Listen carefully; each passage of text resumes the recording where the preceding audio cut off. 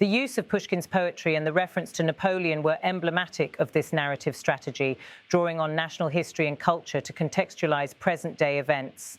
In doing so, Putin not only criticized France's leaders, but also sought to appeal to Russian audiences who view their country as historically resisting foreign pressure and interference.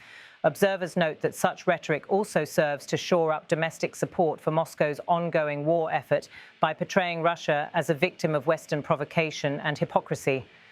By highlighting European responsibility for the conflict and emphasizing Russia's willingness to seek peace, Putin is trying to deflect blame from his own government's decision to launch the invasion in February 2022. The speech in Sochi comes at a time when the war in Ukraine shows no sign of abating and diplomatic initiatives to end it remain stalled. Ceasefire talks have failed repeatedly, and the battlefield has seen continued destruction, with both sides digging in for a prolonged struggle. Putin's remarks were also aimed at an international audience, especially nations outside the Western Bloc that have been courted by both Moscow and Kyiv. By accusing France and Europe of escalating the conflict and distracting their citizens, he sought to portray the West as unreliable and driven by short-term political needs rather than by genuine concern for global stability. In this sense, the dispute over the tanker is less about the vessel itself than about the larger contest over narratives, who is seen as responsible for prolonging the war and destabilizing the global order. For Moscow, keeping the focus on Western missteps is central to that narrative.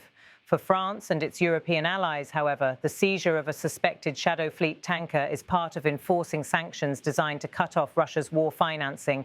French authorities have maintained that their investigation is rooted in international law and the need to uphold sanctions rather than in any domestic political calculation.